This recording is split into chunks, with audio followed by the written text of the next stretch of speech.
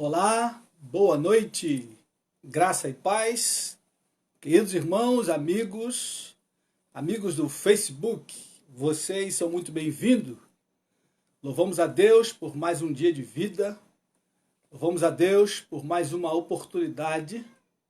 Estamos aqui proclamando a palavra do Senhor, palavra de Deus que é viva e eficaz, palavra de Deus que penetra com uma espada afiada de dois gumes e faz divisão das juntas e medulas, divisão da alma e do espírito. Nós louvamos a Deus pela sua vida, você que está chegando agora, você que está conosco, seja muito bem-vindo. Hoje nós vamos continuar falando sobre a convicção bíblica. Esse é um tempo em que a Igreja do Senhor precisa de convicção da palavra de Deus.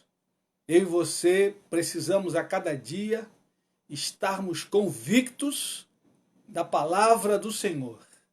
Querido irmão, querida irmã, eu e você precisamos ter clareza, total certeza de que a palavra de Deus, ela é inspirada pelo Senhor. O apóstolo Pedro diz que homens santos falaram da parte de Deus, movidos pelo Espírito Santo. E por isso nós, nessa noite, vamos continuar trabalhando esse tema sobre a convicção bíblica. Vamos continuar orando pelos enfermos. Vamos agradecer a Deus pelo irmão Diomedes, que já está em casa, está bem. Graças a Deus. No domingo mesmo ele voltou para casa, segunda-feira foi a outra consulta e estava muito bem. Então louvamos a Deus pela vida do irmão Diomedes. Vamos continuar orando pela vida do nosso irmão Marcelo Barbosa, que ainda se encontra hospitalizado e precisa de um milagre de Deus, da mão do Senhor sobre a sua vida. Amém, querido irmão, querida irmã? Você que está chegando, seja muito bem-vindo. O Senhor Jesus, nessa noite, vai continuar falando aos nossos corações. Amém? Vamos orar ao Senhor, pedir que Ele fale conosco, que Ele continue nos dando direção pela sua palavra.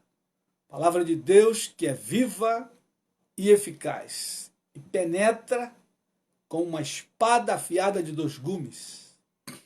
Querido Pai, nós louvamos o Teu nome essa noite, pela Tua bondade, Tua graça, pela Tua fidelidade, Senhor. Ó Deus, muito obrigado por mais um dia de vida, muito obrigado por mais um dia em que podemos nos alimentar, comer o pão de cada dia, que o Senhor nos tem dado com fartura, e nessa noite nós Te agradecemos, nós Te louvamos por esse privilégio, Senhor, de poder nos alimentar do pão de cada dia, Pai. Nós Te adoramos, nós Te bendizemos, nós Te glorificamos essa noite. Ó Deus, muito obrigado pela Tua palavra que chegou até nós. Ó Deus, a Tua palavra que é viva e eficaz, Tua palavra que não volta vazia, antes fará aquilo que Te apraz. Ó Deus, queremos continuar clamando pelos enfermos, Senhor, e queremos Te agradecer pela vida do nosso irmão Diomedes, que já está bem, está em casa com sua família. Louvado seja o Teu nome. Ó Deus, queremos continuar rogando pelo nosso irmão Marcelo Barbosa. Ó Deus, clamamos por um milagre, que a Tua boa mão esteja sobre ele, curando, toca o Teu filho e restaura a sua saúde, Pai, para a glória e para o louvor do Teu nome. Visita também, Senhor, o avô da nossa irmã Priscila. Ó Deus, repreende aquela infecção hospitalar. Teu filho já foi curado, Senhor, da Covid. E aguardamos mais um milagre, Pai. Que aquele antibiótico que ele começou a tomar faça efeito e ele saia daquele hospital curado para a glória do Teu nome. Fala o seu coração, fala a sua alma, que ele tenha um encontro real com o Senhor, Pai. Em o nome de Jesus, usa, ó Deus, aqueles médicos, enfermeiros, para tratar dele da melhor forma possível, Pai. Ó Deus, visita cada um dos enfermos nesta hora, milhares de enfermos nos hospitais, milhares com Covid, milhares com outras doenças.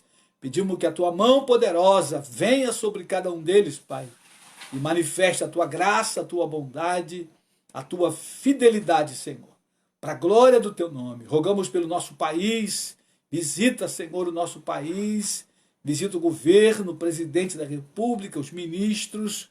Ó Senhor, dá direção e orientação no meio dessa crise, dessa pandemia. Ó Deus, crise econômica mundial, rogamos pela nossa nação. Senhor Jesus, tenha misericórdia e orienta e dirige, Senhor, os políticos, senadores, ó Deus, os governadores de cada estado, os prefeitos. Meu Pai, tenha misericórdia e manifesta a tua bondade, a tua graça, em nome do Senhor Jesus Cristo. Nós te rogamos, fica conosco essa noite, ó Pai, por tua graça e bondade, fala o nosso coração, aquece, ó Deus, o nosso coração, desperta-nos para a tua palavra, dá-nos amor à tua palavra cada dia, Senhor, que possamos amar e viver a tua palavra para a glória e para o louvor do nome de Jesus. Nós oramos, Senhor. Amém e amém. Amém, queridos? Você que chegou agora, seja bem-vindo. Deus fale ao teu coração. Grande abraço, irmão Genivaldo Félix, querido pastor lá na Paraíba. Deus te guarde aí, meu irmão. Fique firme e não desanime. Estamos incumbidos da defesa do Evangelho. Queridos irmãos, nós vamos continuar falando sobre a convicção bíblica. Esse é um tempo em que eu e você, como igreja do Senhor, precisamos de ter convicção de que a Bíblia é a palavra de Deus. A Bíblia é inerrante. Nela não há erro, não há mudança, nem sombra de variação. Eu e você precisamos ter convicção. A Bíblia para nós, para cada um dos discípulos do Senhor Jesus, é o nosso livro de fé e prática e regra.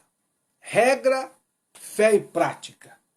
Por isso eu e você devemos ler e estudar a Bíblia todos os dias. Se a Bíblia é a palavra de Deus, se a Bíblia é inerrante, se a Bíblia é inspirada pelo Senhor, eu e você devemos amá-la, eu e você devemos honrá-la, devemos então ler, estudar e pautar a nossa vida por essa palavra. Queridos irmãos, a Bíblia é um livro excelente. A Bíblia é o livro dos livros. A Bíblia contém 66 livros. Hoje eu fiz aí uma tarefinha para a nossa amada igreja, com algumas perguntas, pedi que os irmãos respondessem. Nem 10% respondeu ainda. Então, querido irmão, você que está aí conosco, ouvindo, faça a tarefa, vá ao grupo e veja lá a tarefa. Eu já vou dar aqui algumas respostas, porém não vou dar todas. O Antigo Testamento tem 39 livros. O Novo Testamento tem 27 livros, fazendo assim um total de 66 livros. A Bíblia, porém, é uma biblioteca, onde ela junta 66 livros, com autores diferentes. Queridos irmãos, a Bíblia ela é excelente por vários motivos. E um dos motivos, porque ela tem cerca de 40 autores. Imagina você um livro com cerca de 40 autores e foi escrito num período de 16 séculos, mais ou menos. Imagine você um livro que foi compilado por cerca de 40 autores num período de 16 séculos. Queridos irmãos, isso é fantástico. Porém, o autor da Bíblia é Deus. O intérprete é o Espírito Santo. E o assunto central da Bíblia é o Senhor Jesus Cristo.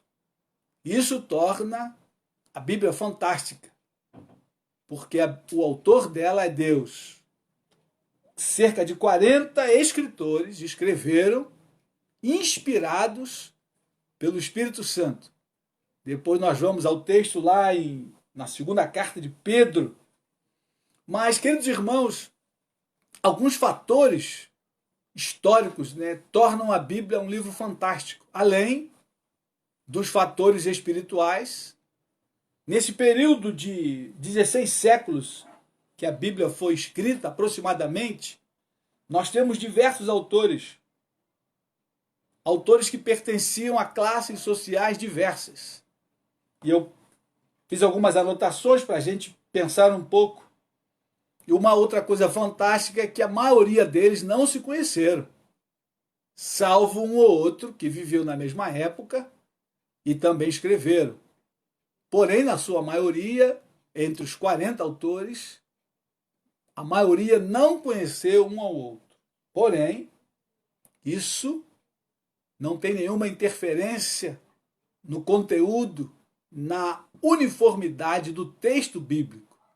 E entre esses autores de classes sociais diferentes, nós temos alguns exemplos. Moisés, que foi um príncipe e também um legislador. Nós temos Josué, que foi um general, mas também escreveu parte da Bíblia. Nós temos Davi e Salomão, que foram reis, mas também foram poetas. Davi escreveu muitos salmos, Salomão escreveu Eclesiastes, Provérbios, Cântico dos Cânticos, poemas extremamente ricos, riquíssimos. Se você for fazer uma comparação literária, você vai ver e perceber que os textos poéticos da Bíblia, eles são riquíssimos. Nós temos, por exemplo, Isaías, que era um estadista, mas também era um profeta. Nós temos Daniel, foi primeiro-ministro, mas também foi profeta. Nós temos Jeremias e Zacarias, que foram sacerdotes e foram profetas. Nós temos Amós, foi um homem do campo. O livro diz que ele era boiadeiro ou boieiro, um homem simples. Tivemos, então, de príncipes, estadistas, primeiros ministros, homens do campo. Também tivemos discípulos de Jesus, pescadores, homens simples, mas também tivemos intelectuais como Paulo, como Lucas, que era médico e também historiador. Então, querido, essa diversidade de cultura, essa diversidade social entre os autores, entre aqueles que escreveram, torna a Bíblia um livro fantástico, um livro riquíssimo, histórias as mais lindas possíveis. E o grande perigo, querido, é que muitas das vezes nós não damos o valor devido à palavra de Deus. Mesmo ela sendo um livro fantástico, nós temos algumas pesquisas que essa geração, a nossa geração, talvez seja a que mais tem acesso à Bíblia. Tem Bíblia de todo tipo que você quiser comprar, pelo menos na maioria dos países, salvo um ou outro país que ainda guarda aquele comunismo fechado, e alguns países islâmicos que proíbem o uso da Bíblia. O restante do mundo você tem a Bíblia com uma facilidade tremenda. Os países cristãos e católicos, você tem várias edições, Bíblia de todos os tipos. Porém, talvez nós sejamos a geração que menos conhece a Escritura Sagrada, a geração da igreja que tem menos conhecimento bíblico. E isso é um grande perigo. Cada casa dos cristãos no Brasil, você tem no mínimo aí 4 Bíblias por baixo, tirando por baixo, cada casa de cada cristão, você tem 4 Bíblias, traduções diferentes, edições diferentes, Bíblia de estudo, Bíblia do homem, Bíblia da mulher, Bíblia de tudo quanto é tipo. Mas, queridos irmãos, o grande perigo é nós não darmos o valor devido à palavra, o qual ela tem. Um dos grandes trabalho da reforma que começou com Martinho Lutero e seguiu com alguns outros reformadores, um dos grandes legados para nós é que a reforma trouxe a palavra de Deus para o povo. Antes da reforma, a Bíblia só era lida por alguns monges dentro dos mosteiros. A reforma, então, trouxe a palavra de Deus para o povo.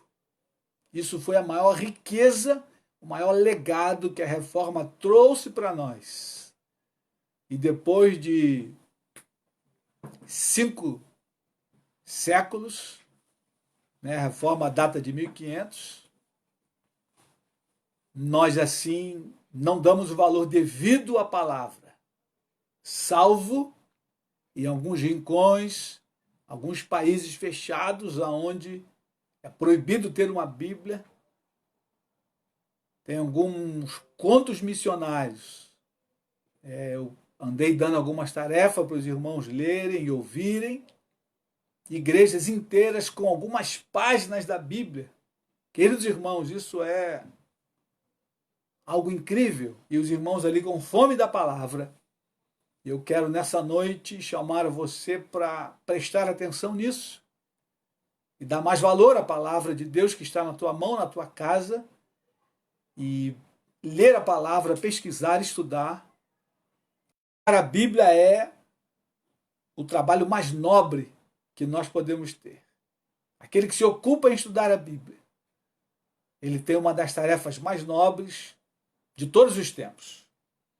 Queridos irmãos, esses autores diversos escreveram temas diversos e variados, assuntos como história, poesia, profecias, cânticos de arrependimento, cânticos de louvor a Deus, leis civis, leis religiosas, leis morais, e etc, e etc. Os assuntos são diversos. Isso tudo reunido em um só livro forma uma harmonia perfeita que chega a ser incompreensível para a mente humana. Quando analisamos o texto com essa diversidade de assuntos e temas e essa diversidade de autores, a conclusão que chegamos, como pode ser isso? Somente aqueles que têm a mente de Cristo que podem compreender a riqueza e a grandeza e a infalibilidade das Escrituras Sagradas. E eu quero convidar os irmãos aí no primeiro texto dessa noite, lá em 1 Coríntios 2, primeira carta de Paulo aos Coríntios, capítulo 2, versículo 14. O texto sagrado diz para nós ali que o homem natural não entende as coisas do Espírito.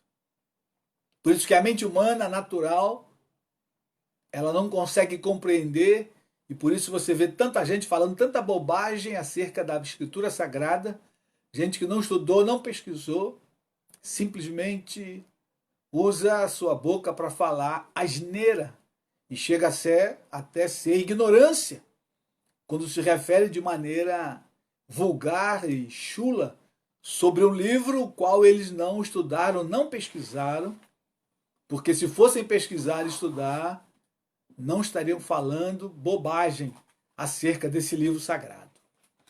O texto diz aí, queridos, primeira carta de Paulo aos Coríntios, capítulo 2, versículo 14, diz aí: ora, o homem natural não aceita as coisas do Espírito de Deus, porque eles são loucura, e não pode entendê-las, porque elas se discernem espiritualmente.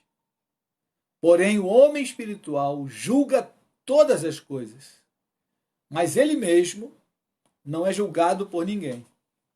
Pois quem conheceu a mente do Senhor, que o possa instruir? Nós, porém, temos a mente de Cristo.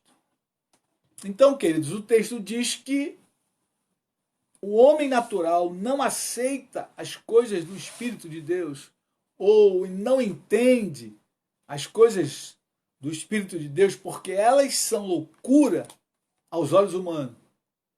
Mas Para nós, os que somos salvos, os que foram transformados, esses se entendem. Porque essas coisas se discernem espiritualmente. E quando a gente olha esse texto, a gente entende porque muita gente na igreja não consegue andar de acordo com a palavra. Porque tem muita gente dentro das igrejas que não estão salvos. Então, se ele não está salvo, logo, ele não tem o Espírito de Deus. Né? Paulo vai dizer isso lá em Romanos, capítulo 8. Se você não está em Cristo, logo você não tem o Espírito de Cristo. E se você não tem o Espírito de Deus, como você vai entender o texto sagrado? O texto aqui é claro quando diz que as coisas espirituais se discernem espiritualmente, ou seja, pelo Espírito de Deus. Por isso, então, muita gente não consegue entender e, mais ainda, não consegue praticar o que está escrito no texto, porque o que está escrito, para o nosso ensino, está escrito. Não é apenas para a gente encher a cabeça de coisa, né? E ficar igual um girino, de cabeça grande e mais nada. A Bíblia foi escrita para o nosso ensinamento, para a nossa correção, como nós vimos na semana passada, no domingo, né, no começo da semana, para a nossa instrução, para a nossa repreensão em justiça. Então, querido, a Bíblia ela é perfeita na unidade. Todos esses temas, com todos esses autores, quando nós lemos a Bíblia e pensamos nessa perfeita unidade, nós só temos uma coisa a fazer, é louvar e glorificar a Deus. Porque em meio a alegrias e tristeza, o produto final das Escrituras Sagradas apresenta uma só mensagem e uma só salvação, que é Jesus Cristo, que é o tema central, é Jesus, que apresenta em Jesus a salvação de toda a humanidade. Queridos, se você e eu pensarmos, né, quantas pessoas deram a vida, pagaram um alto preço para que a palavra de Deus chegasse a nós, nós a trataríamos de uma forma muito mais sublime, muito mais reverente, e nós daremos muito mais valor a ela. Eu quero ir com os irmãos a um outro texto, e nós vamos pensar um pouco sobre a inspiração da palavra de Deus. O que é inspiração? Quando nós dizemos que a Bíblia foi inspirada pelo Espírito Santo, o que quer isso dizer? Vamos lá, 2 Pedro, capítulo 1. 2 de Pedro, capítulo 1, versículo 16. Pedro faz uma exposição muito clara e o tema aqui diz sobre a superioridade da palavra de Deus. Ela é superior a qualquer um livro que você possa pensar ou imaginar. A Bíblia é o livro mais vendido no mundo. A Bíblia é o livro mais lido no mundo, querido. Não tem nenhum outro livro que possa quebrar esse recorde. Isso não é à toa, isso não é em vão. Isso é algo fantástico, algo glorioso. E eu e você devemos louvar a Deus pelo privilégio da Bíblia ter chegado a nós. Alguns homens pagaram alto preço no nosso país, morreram, derramaram seu sangue para que o Evangelho entrasse em nosso país e a palavra de Deus se espalhasse. E hoje nós temos a rica oportunidade de ter a palavra de Deus e poder então estudar e nos lançar sobre ela e pautar a nossa vida por essa palavra. Amém, queridos? Primeira carta de Pedro, capítulo 1, verso 16. Nós vamos ler até o versículo 21. Diz aí o seguinte: porque não vos demos a conhecer o poder e a vinda de nosso Senhor Jesus Cristo, seguindo fábulas engenhosamente inventadas, mas nós mesmos fomos testemunhas oculares da sua majestade, pois ele recebeu da parte de Deus, Pai, honra e glória, quando pela glória excelsa lhe foi enviada a seguinte voz: este é o meu Filho amado, em quem me comprazo. Ora, esta voz vinda do céu, nós a ouvimos quando estávamos com ele no Monte Santo. Temos assim, tanto mais confirmada, a palavra profética, e fazeis bem em atendê-la, como a uma candeia que brilha em lugar tenebroso, até que o dia clareie e a estrela da alva nasça em vosso coração. Sabendo primeiramente isto, que nenhuma profecia da Escritura provém de particular elucidação, porque nunca jamais qualquer profecia foi dada por vontade humana. Entretanto, homens santos falaram da parte de Deus, movidos pelo Espírito Santo. Esse é o versículo-chave desse texto. Homens santos falaram da parte de Deus, movidos pelo Espírito Santo. Muito bem, Pedro começa esse trecho aí afirmando o seguinte, no versículo 16, olha o que Pedro diz aí. Nós não vos demos a conhecer o poder e a vinda de nosso Senhor Jesus Cristo, seguindo fábulas engenhosamente inventadas, mas nós mesmos fomos testemunhas oculares da sua majestade. Lembra os irmãos que no domingo nós falamos sobre alguns escritores, como os apóstolos, que andaram com Cristo. Isso então tornava o texto verídico, porque aqueles homens foram testemunhas da ressurreição de Jesus. Nós focamos na questão da ressurreição, do milagre da ressurreição do Senhor. Ela foi relatada em 4 biografias, que são os 4 evangelhos, por homens que foram suas testemunhas oculares. E Pedro é uma delas. E aqui Pedro está dizendo que nós mesmos fomos testemunhas oculares da sua majestade. A majestade que estava sobre o Senhor Jesus, que andou sobre o mar, quebrando assim a lei da gravidade, né, de Isaac Newton. Jesus andou sobre as águas. E quando Pedro perguntou, Senhor, se é tu mesmo, manda que eu vá ter contigo. E Jesus falou, vem Pedro, tranquilamente. E aí Pedro também andou sobre as águas por alguns segundos. Pedro também quebrou a lei da gravidade, que diz que qualquer objeto lançado aqui na atmosfera, né, isso fora da atmosfera tem outro processo, mas dentro da atmosfera terrestre, qualquer objeto que pese, lançado no ar, ele vai descer. A lei da gravidade vai puxar aquele objeto para baixo. Jesus, quando ele andou sobre as águas, ele quebrou essa lei da gravidade. E Pedro, quando foi ter com ele, também quebrou. Mas Pedro, sentindo a força do vento, teve medo, e aí Pedro então duvidou e afundou, deixando assim de quebrar a lei da gravidade por falta de fé. Cristo então salvou Pedro e levou Pedro para dentro do barco. Então, quando Pedro diz que ele viu a sua majestade, ele viu diversas coisas. Lá no Monte da Transfiguração, ele viu Jesus transfigurado em glória. E ele vai citar aí, no versículos 17 e 18, olha o que diz o versículo 17.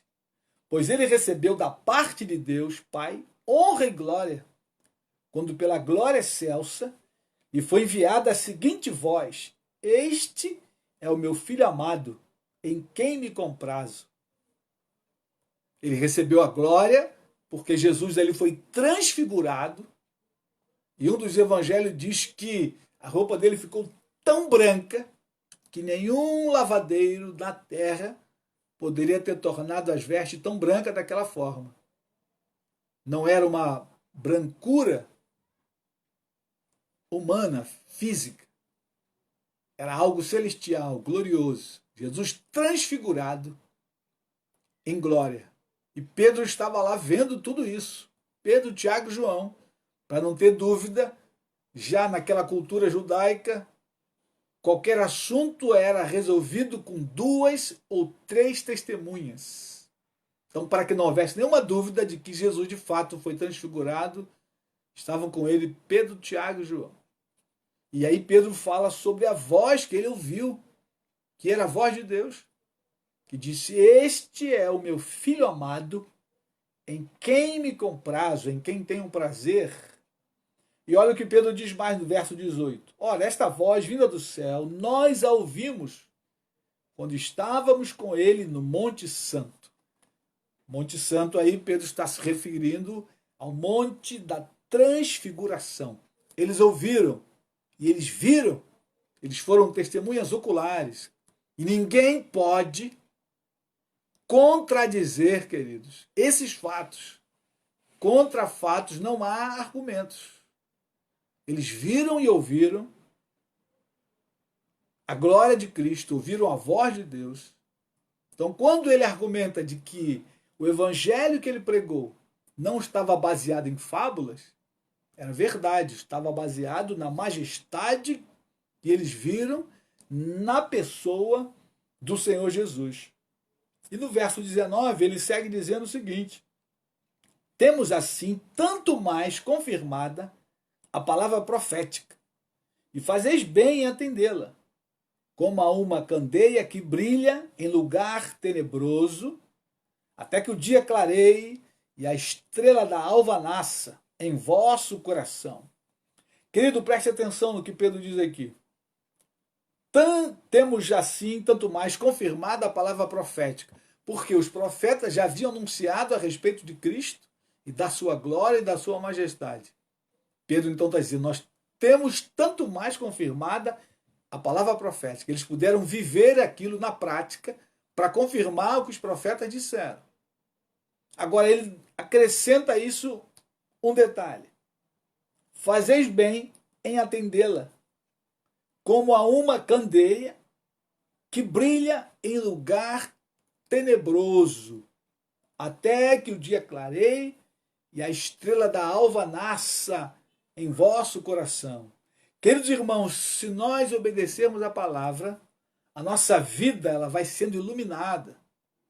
Nossos passos vão sendo iluminados. Não pense você que se você não obedecer a palavra, não andar pela palavra, você vai ser iluminado, porque não vai. O que vai dar a mim e a você uma vida bonita, que vai dar a mim e a você uma vida com graça diante de Deus e dos homens, é o fato de obedecermos a palavra profética. Por isso que Pedro diz aí: fazeis bem em atendê-la. E por isso a gente vê muito crente com a vida escangalhada, dando um péssimo testemunho, porque eles estão dentro das igrejas, mas a vida deles não estão em obediência à palavra de Deus, à palavra profética. E quando nós falamos de convicção bíblica, irmãos, eu me refiro exatamente a isso: convicção para viver a Escritura. Porque muitos crentes estão com a Bíblia na mão, mas não acreditam que aquilo que está escrito é para ser seguido à risca. Como diz o ditado popular, a ferro e fogo. Não é apenas um conto da carochinha, nem uma fábula. O que está escrito, para o nosso ensino está escrito. Então, quando eu e você resolvemos colocar a nossa vida pautada nas Escrituras Sagradas, a nossa vida será iluminada, a nossa vida terá paz, a nossa vida terá vitória com visão bíblica, não essa vitória com visão humana. Não é essa vitória. Vitória do ponto de vista de Deus. Queridos irmãos, esse é um tempo em que nós, como igreja, precisamos tomar a palavra de Deus e trazê-la para a nossa vida e aplicá-la no dia a dia, andar pela palavra. E só há uma forma de fazer isso: a gente precisa ler e estudar a palavra com afinco todos os dias, como se isso fosse o ar que nós respiramos. De outra maneira, ela não vai funcionar, ela vai ser um livro qualquer em cima da estante, ou da cabeceira pegando poeira. Mas ela precisa ser aberta, ela precisa ser lida, ela precisa ser orada sobre a palavra, oração em cima da palavra, do texto, para não apenas entender com o intelecto. O texto precisa descer ao coração e precisa ser colocado na prática. E é exatamente isso que a igreja precisa nesse tempo. Quando nós dizemos que a igreja é analfabeta de Bíblia nessa geração, é porque ela está desconectada com a palavra. Ela está descompromissada com o texto sagrado. A pessoa vai à igreja, a pessoa dá glória, dá aleluia, mas na hora de praticar o texto, de obedecer o texto, ela não quer. O pastor orienta, dá uma direção à ovelha, ela vai para outra direção. Isso mostra falta de compromisso com a palavra de Deus. Eu preciso me submeter à palavra. A minha vida precisa estar submetida, queridos, à palavra de Deus. E é o que Pedro diz aí: fazeis bem em atendê-la. Agora, Pedro tem convicção disso. E olha o que ele vai dizer no versículo 20 e 21. Como Pedro vai concluir a argumentação dele. Versículo 20. Sabendo primeiramente isto, que nenhuma profecia da Escritura provém de particular elucidação, né? Particular interpretação. Nenhuma Escritura, nenhuma profecia, ela vem de particular interpretação. Homens santos falaram movidos pelo Espírito Santo, inspirados. O Espírito Santo assoprou na mente e no coração desses homens. E eles então escreveram o que Deus queria que eles escrevessem. Por isso o texto é sagrado. Por isso o autor é Deus. 40 homens escreveram a Bíblia, mas o autor é Deus. O intérprete é o Espírito Santo. O tema central é o Senhor Jesus. E a salvação através de Jesus, porque em nenhum outro nome há dado debaixo do céu pelo qual importa que sejamos salvos. Somente o nome de Jesus. Por isso ele é o tema central desde o Antigo Testamento até o Apocalipse, que fecha então o cânon sagrado. Olha o que Pedro vai dizer no versículo 21. Porque nunca jamais qualquer profecia, Pedro vai reforçar a ideia, foi dada por vontade humana. Entretanto, homens santos falaram da parte de Deus, movidos pelo Espírito Santo.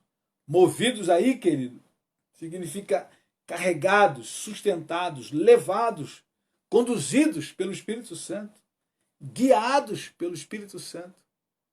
A pena daqueles homens foi guiada pelo Espírito Santo. Foram ungidos pelo Espírito Santo para escrever o que escreveram. Por isso Paulo vai dizer a Timóteo que todo o texto ele é sagrado. Todo texto, toda a escritura, e quando um versículo se refere à expressão escrituras, está falando de todo o texto bíblico, de Gênesis a Apocalipse. Cada parte. Ela é boa, ela serve para instruir em justiça, para repreender, para redarguir, para nos ensinar. Todo o texto, querido, qualquer dúvida que você tiver, qualquer crise que você tiver, o que vai dar direção é o texto sagrado. É direção de Deus. Porque o texto é o que Deus pensa para nós, como igreja, e o que Deus pensa para a humanidade. Ora, se eu quero saber como eu devo conduzir a minha vida em qualquer situação, aonde eu vou? Eu vou no texto sagrado. Deus tem uma palavra para a minha vida, para a minha família. Deus tem a direção correta, a direção certa, queridos, para mim e para você, em qualquer situação. Por isso, o texto é sagrado. Esse texto de Pedro é o que melhor explica a questão da inspiração da palavra de Deus. E, queridos irmãos, quando lemos a Bíblia, de Gênesis a Apocalipse, a gente vai perceber uma coisa. Deus está sempre preocupado com o seu povo, em que esse povo que ele chamou, que ele escolheu, em que esse povo obedeça a sua palavra. Deus está sempre pontuando para que nós, eu e você, que somos o povo de Deus, igreja de Deus, obedeçamos a palavra. Isso desde o Antigo Testamento ao Novo Testamento. E eu quero ir a um texto com queridos irmãos de Isaías, texto que eu postei hoje aí na chamada para a live, Isaías 8, verso 16. Isaías está profetizando num tempo de crise em Israel, e o texto explica muito bem essa crise, e a crise não é diferente de hoje. Isaías capítulo 8, verso 16. Isaías aqui, inspirado por Deus, olha o que ele diz. Isaías capítulo 8, verso 16. Resguarda o testemunho, sela a lei no coração dos meus discípulos. Resguarda o testemunho, sela a lei no coração dos meus discípulos. Ata, selar é atar, grudar, memoriza a palavra na mente e no coração dos meus discípulos. Eu e você, querido, somos discípulos do Senhor Jesus, discípulos de Deus. E Deus está orientando a mim e a você a guardar a palavra e selar no nosso coração, guardar na mente e selar no coração. Não é para esquecer. E só há uma maneira de fazer isso. E a maneira é lendo e estudando dioturnamente, de maneira que ela fique grudada na nossa mente, como Deus orientou Moisés lá no monte, lá em Deuteronômio capítulo 6, texto que a gente cita diversas vezes. Ata a palavra nos umbrais da porta na mão e memoriza no coração das crianças. Se você que é pai não lê a Bíblia, como seu filho vai aprender a ler a Bíblia? Só uma maneira dele aprender a ler a Bíblia diariamente. Se você, pai e mãe, lê diariamente, aí eles vão aprender a ler diariamente. Porque criança vê, criança faz. Isso é certo. Isso é certo, como 2 e 2 são 4. Quer ensinar o teu filho a estudar a Bíblia? Estude a Bíblia. Ele pequenininho vai ver, ele vai crescendo, você vai chamá-lo, trazer junto para estudar com você, para ler com você, e ele vai então tomando gosto pela palavra.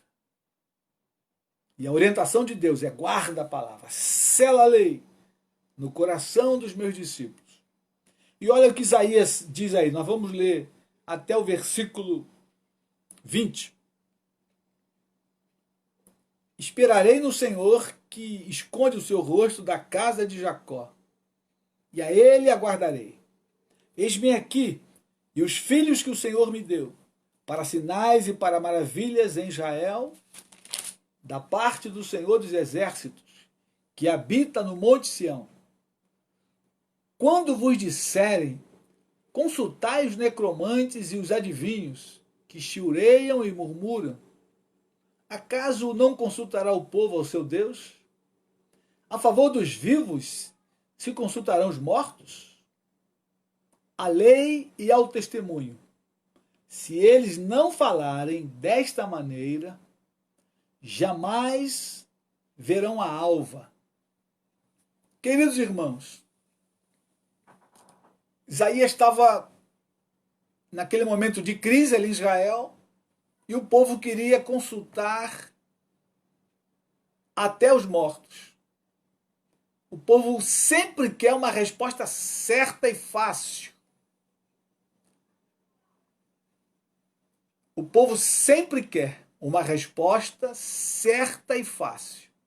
E aí vai consultar ou um profeta, ou um necromante, ou um adivinho, Mas não é assim que Deus trabalha. Deus tem um processo de trabalhar na vida do seu povo. Deus não quer ser apenas aquele que dá respostas fáceis em momentos de crise. Não, Deus quer relacionamento com o seu povo. Por isso, então, ele deixou a palavra de Deus para que eu e você possamos ler a cada dia e, ao ler e meditar, nós andarmos por ela. E quando o povo, então, está buscando aí os necromantes, Deus manda o profeta dizer: à lei e ao testemunho. Porque a lei já estava escrita, queridos. Já tinha aqui no período de Isaías alguns livros históricos e alguns proféticos também. A Bíblia está em construção nesse período e o povo querendo consultar todo tipo de situação para ter respostas fáceis, querendo andar nos seus próprios caminhos. E aí Deus então diz para Isaías, fala para eles o seguinte: a lei e ao testemunho. Se eles não falarem desta maneira, jamais verão a alva. Jamais, nunca verão a alva, diz uma outra tradução. Queridos irmãos, se você e eu não andarmos pela lei e pelo testemunho, se eu e você não andarmos pela palavra de Deus, a nossa vida vai andar na escuridão, não vai ter clareza, não vai ter luz. Jesus é a luz do mundo. Se nós não andarmos pela sua palavra, nós nunca teremos clareza em nossa vida, nós vamos dar cabeçada uma atrás da outra. Se nós andarmos na nossa própria vontade ou na vontade do homem, nós vamos nos dar mal. E a esse longo da história que eu estou na igreja, eu tenho visto diversos crentes darem cabeçada, darem com os burros na águas, como diz o ditado popular, por não darem crédito à palavra de Deus, não darem ouvido à palavra de Deus. E outro dia eu postei aí no Face: a minha família é uma prova da minha fé em Cristo. E eu fico pensando quando nós sentamos e orientamos algumas ovelhas e elas não dão crédito à nossa palavra.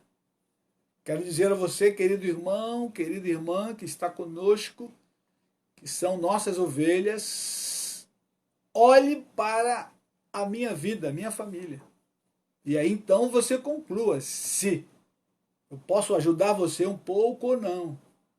Se a minha vida testemunha para você, se a minha família testemunha para você, se eu tenho andado no caminho certo ou não. Queridos irmãos, é muito fácil a gente acertar o alvo. Basta nós seguirmos a palavra de Deus, que não erra, ela é inerrante. Por isso, nós podemos segui-la com toda certeza de que se a gente fizer o que a Bíblia manda, vai dar tudo certo, não vai dar nada errado. Basta fazer o que a Bíblia manda. Agora, se eu e você quisermos andar nos nossos próprios caminhos, nós vamos nos dar maus. E é o que a Bíblia está dizendo. A lei é o testemunho. Se eles não falarem, ou seja, se eu e você não seguirmos o testemunho de Deus, querido, não vai dar certo. Não vai raiar a alva. O dia não vai clarear. A vida vai ficar na escuridão, nas trevas. Não vai ter clareza. Tudo que você fizer será obscuro. Não tem direção de Deus. É isso que o texto está dizendo. A lei é o testemunho. Nós temos que ir à palavra. Em qualquer situação, em qualquer crise, nós temos que andar pela palavra. E olha o que Jesus vai dizer. Nós vamos terminar olhando 2 textos que Jesus vai falar sobre a palavra. Vamos a Mateus, primeiramente, Mateus 22. A Bíblia é recheada de textos que vão falar sobre a própria palavra, exortando a igreja, exortando o povo de Deus a obedecer a palavra. E olha o que Jesus diz aí, em um dos seus embates com os escribas e fariseus, Mateus 22, verso 29. Olha a expressão que Jesus usa. Respondeu-lhe Jesus: errais, não conhecendo as Escrituras, nem o poder de Deus. Quando nós não conhecemos as Escrituras, queridos, nós erramos. Nós simplesmente damos cabeçada, porque a gente desconhece o texto que nos ensina a respeito de qualquer coisa, qualquer situação, qualquer coisa, qualquer assunto. A Bíblia tem orientação para mim e para você. Ela tem direção clara. Tem direção clara. A gente só precisa querer obedecer o que a Bíblia manda. E Jesus aqui está no embate com os escribas e fariseus, e eles falando sobre ressurreição, quem vai estar casado com a mulher lá na ressurreição dos mortos, se a mulher teve tantos maridos. Jesus virou para eles: vocês estão errando por não conhecer a Escritura nem o poder de Deus, porque lá no céu nem se casam, nem se dão em casamento. Serão todos como os anjos. Os anjos são seres assexuados, não têm sexo. Eles estavam querendo pegar Jesus ali com uma pegadinha absurda, mostrando a ignorância deles acerca da Escritura Sagrada. Mas em outro texto, lá em João, Evangelho de João, capítulo 5, verso 39, Jesus vai dizer para eles: examinais as Escrituras. E exatamente, querido, o que nós temos que fazer. Para a gente não errar, a gente precisa examinar a Escritura. João 5, verso 39. Olha o que diz aí. E a vontade de quem me enviou é esta: que nenhum eu perca de todos os que me deu. Pelo contrário, eu o ressuscitarei no último dia. Queridos, perdão, não é esse o texto.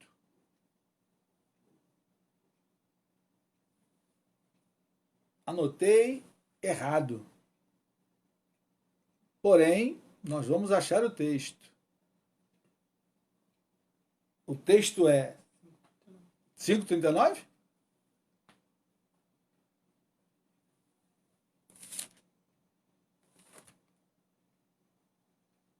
Mas não é esse o texto. Eu li 6,39. Perdão, queridos. Anotei certo e li o texto errado. João 5,39. Examinais as Escrituras, porque julgais ter nelas a vida eterna, e são elas mesmas que testificam de mim. Ou seja, nós precisamos examinar as Escrituras. Se eu e você examinarmos as Escrituras, nós não vamos errar. Examinar aí é estudar com afinco. Não é dar aquela lidinha por cima, corrida, e dizer: ah, pastor, não entendo nada que leio.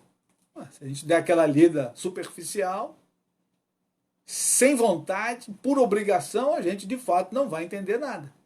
A gente precisa examinar. Examinar aí é fazer uma pesquisa minuciosa do texto. Examinai as Escrituras, porque julgais ter nelas a vida eterna, e são elas que testificam de mim. Percebam que Jesus está sempre levando os seus ouvintes a examinar as Escrituras. E aí Jesus, lógico, está se referindo ao Antigo Testamento, que na sua época já estava completo, de Gênesis a Malaquias. Eles só tinham que examinar. Todo o Antigo Testamento apontava para Cristo, irmãos. Cristo está em toda a Escritura, de Gênesis a Apocalipse. Só não vê quem não quer, quem não examina. E por isso Jesus está dizendo para os seus ouvintes: examinais as Escrituras, porque são elas que testificam de mim. E vocês julgais ter nelas a vida eterna. Eles julgavam que a vida eterna estava nas Escrituras, mas eles não estavam querendo aceitar o Cristo que a própria Escritura apontava para ele. Conclusão, queridos irmãos, depois de 2000 anos de história, depois de Cristo, muita gente continua errando porque não está examinando a Escritura, que fala acerca de Cristo, fala acerca da salvação, da vida eterna, e fala acerca da vida comum do nosso dia a dia. Todo o nosso dia a dia, toda a nossa vida comum. Coisas simples como lidar com os filhos, lidar com a esposa, lidar com o marido, lidar com os colegas de trabalho, com os vizinhos. A Bíblia fala tudo isso. Lidar com finanças, lidar com autoridades, saber estar debaixo de autoridade e saber ser autoridade em alguns momentos, como pai, como mãe, como professor, como chefe de setor. A Bíblia orienta todas as coisas. Nós só temos que examiná-la. Temos que buscar o que está escrito. E aí, querido, precisa ter convicção de que aquilo que está escrito é inspirado por Deus. Se você não está praticando a Escritura, você não tem convicção.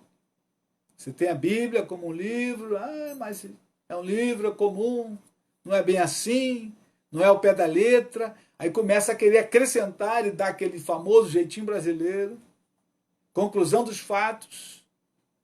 Errais por não conhecer as Escrituras e nem o poder de Deus. Queridos irmãos, a minha oração é que eu e você, o nosso coração, se apegue à palavra, porque nesses últimos dias, no tempo do fim, nós vamos precisar de mais convicção bíblica.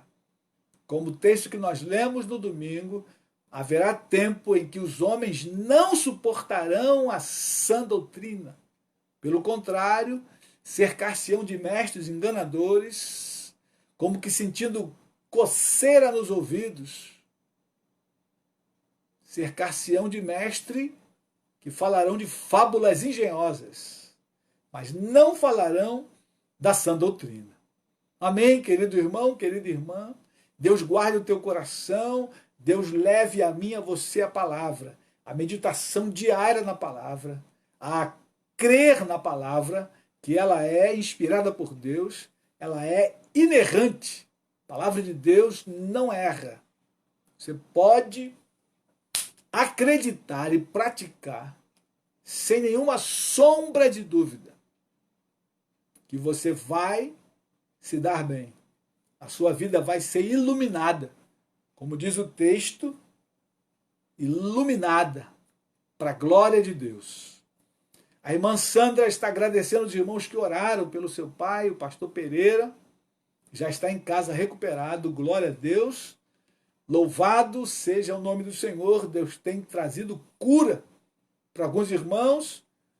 Nosso querido irmão Diomedes também está em casa, está bem, para a glória de Deus.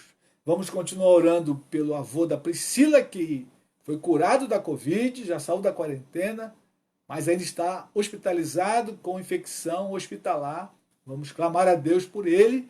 Ele precisa ter um encontro com o Senhor Jesus e precisa também de cura.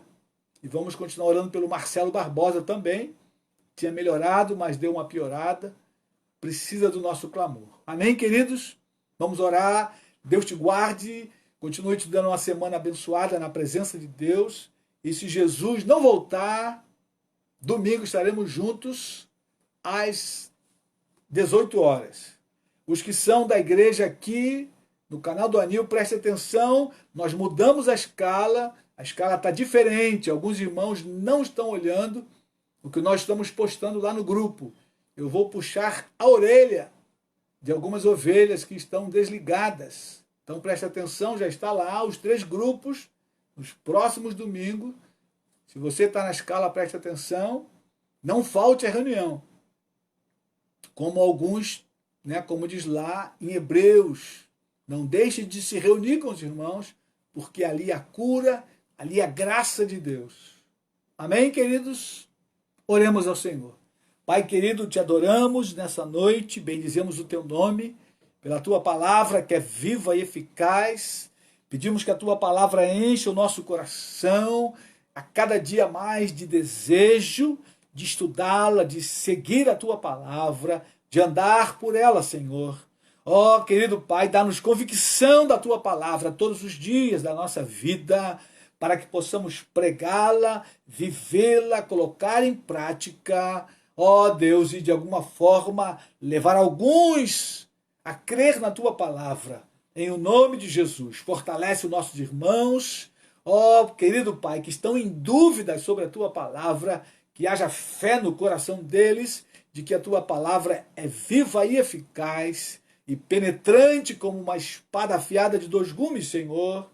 Ó Deus, muito obrigado pela cura do pastor Pereira, muito obrigado pela cura do nosso irmão Diomedes. Ó Deus, continuamos a clamar pela vida do Marcelo Barbosa, continua com ele naquele hospital, naquela sala de CTI.